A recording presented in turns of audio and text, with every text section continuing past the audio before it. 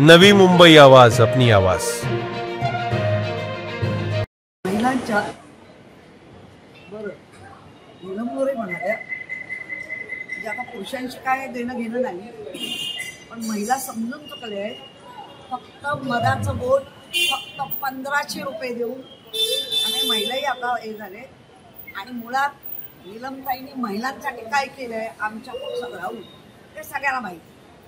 काही बीएसटीचा तुम्ही मुद्दा मांडला होता, बीएसटीचा मुद्दा मांडला होता काल। बीएसटीचं जे बेस्ट भवन आहे कुलाब्याचं, तिथे एका निवृत्त कर्मचाऱ्याने त्यांचे अजून जे पैसे आहेत ते मिळाले नाहीयेत म्हणून एक हातात बोट ठेवून हा सगळ्या व्यवस्थेचा निषेध केलेला आहे। खरं तर जेव्हा बीएसटीची निवडणूक होती तेव्हा आता ज्यांचं पॅनल निवडून आले किंवा आताच्या सत्तेवर त्यांनी नेमका हाच मुद्दा उचलून धरत प्रचार केलेला होता।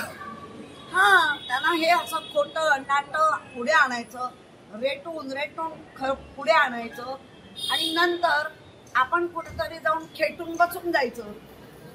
मुद्दे रेटून आणायचे, त्याच्यावरती निवडणूक जिंकायची आणि मग खेटून कुठेतरी बसून राहायचं, मग विषय संपतो त्यांच्यासाठी। अमित साटमे त्यांचं एक म्हणणं आहे, ज्या प्रकारे काही आंतरराष्ट्रीय देशांचं कलर बदलत आहे, तसंच ज्या प्रकारे जसं महापौरचं आडनाव पहिले बदललं आणि त्याच्यानंतर महाविकास आघाडी वोट जिहाद बोलतात आहे, तर याच्यात त्यांनी म्हटलेलं आहे की मुंबईला थोडं सावध राहण्याची आवश्यकता आहे। कुठल्या महापौराचं आडनाव बदललं? त्यांचं म्हणणं असं आहे की कोणी मुस्लिम महापौर तर नाही येणार।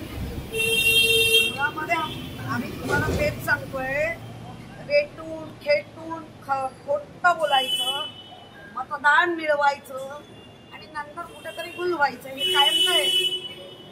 मुसलमान असे किती फोटो आता तुम्हाला लोक दाखवत आहेत, कितीतरी फोटो लोक तुम्हाला दाखवत आहेत आणि ते तुम्ही त्यांच्याशी चांगलं चालुंगन काय ते करतायत, पण मुद्दा उद्धवजींच्या फेवरमध्ये सर्व जाती धर्म एकत्र आले, त्यांना तोडण्यासाठी हा डाव चालला।